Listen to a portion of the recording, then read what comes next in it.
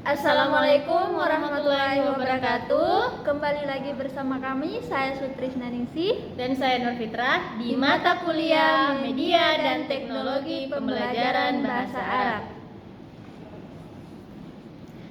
Dalam merancang media pembelajaran bahasa Arab, ada beberapa faktor perlu dipertimbangkan agar media tersebut efektif dan sesuai dengan kebutuhan peserta didik. Nah, berikut adalah faktor-faktor utama yang harus diperhatikan. Yang pertama, karakteristik peserta didik. Tingkat pemahaman bahasa Arab peserta didik dengan tingkat pemahaman yang berbeda. Ada yang pemula, menengah, dan ada yang mahir.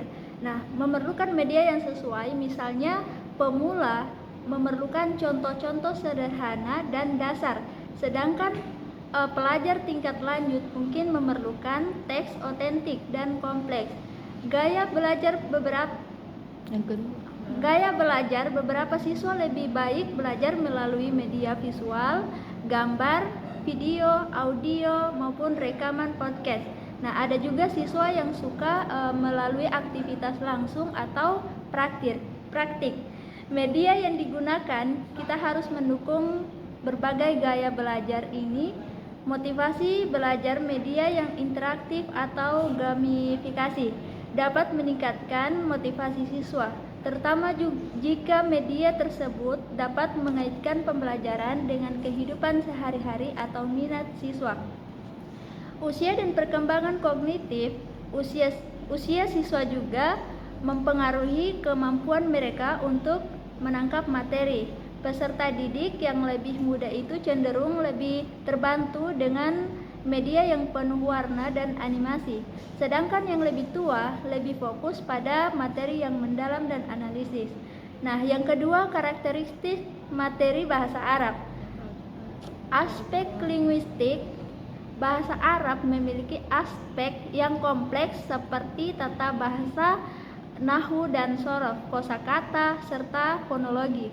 Nah, media yang dipilih harus dapat menjelaskan aspek ini secara efektif. Contohnya, video animasi bisa membantu menjelaskan struktur kalimat dalam tata bahasa. Sementara aplikasi atau perangkat lunak bisa membantu dalam menghafal kosakata. Seperti jenis teks berbahasa Arab bisa berupa narasi, deskriptif, ekspositori, atau persuasif. Media yang digunakan harus sesuai dengan jenis teks yang dipelajari, misalnya video untuk mempermudah pemahaman narasi atau infografis untuk teks ekspositori. Nah, kemudian budaya dan konteks. Karena bahasa Arab erat kaitannya dengan budaya Arab, media yang digunakan sebaiknya memperkenalkan peserta didik kepada konteks budaya seperti dialog, cerita, atau film yang mencerminkan kehidupan sehari-hari di dunia Arab. Nah, nomor 3 yaitu tujuan pembelajaran. Yang pertama yaitu keterampilan berbahasa. Nah, tujuan pembelajaran akan mempengaruhi media yang dipilih. Jika tujuan utamanya adalah keterampilan berbicara, maka media audio atau video interaktif lebih sesuai. Sedangkan untuk keterampilan membaca, bahan atau teks digital atau buku bisa lebih bermanfaat. Nah, untuk mencapai kompetensi, media itu harus dirancang untuk membantu siswa mencapai kompetensi yang ditargetkan, baik dalam hal pemahaman bahasa, keterampilan komunikasi, maupun pengembangan literasi budaya. Ada juga aksesibilitas dan keterjangkauan. Nah, media yang digunakan harus dapat diakses dengan mudah oleh siswa, baik secara daring maupun secara luring. Nah, media tersebut harus sesuai dengan kondisi ekonomi siswa dan ketersediaan fasilitas seperti internet atau perangkat teknologi. Dan nomor 4 yaitu kendala dalam pembelajaran bahasa Arab.